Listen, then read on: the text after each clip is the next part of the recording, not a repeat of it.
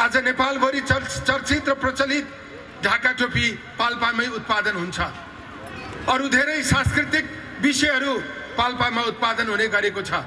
पाल्पा आफैमा एउटा इतिहास बोकेको, आफैमा एउटा मौलिकता, आफ्नै संस्कृति, आफ्नै पहिचान र आफ्नै भाषागत विषय भएको जिल्ला हो भन्ने मलाई लाग्छ।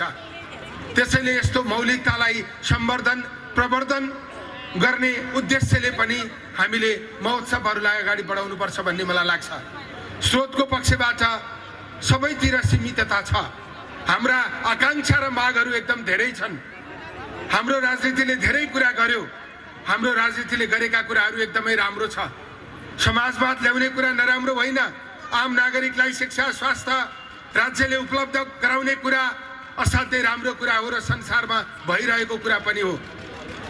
गरिबी अन्त्य गरेर समृद्धिको बाटोतिर मुलुकलाई लिएर जाने कुरामा हामीले धेरै कुराहरू गर्यौं, तर हामीले नीतिगत पक्षबाट भनेका कुराहरू, सैद्धान्तिक पक्षबाट भनेका कुराहरू लागू नभएको कारणले आज राजनीतिप्रति बढी टीका टिप्पणी र असन्तुष्टि भइरहेको स्थिति छ। राजनीतिले ल्याएका राम्रा कुराहरू स्रोतसँग जोडिन नसकेको कारणले कार्यान्वयन हुन सकेन।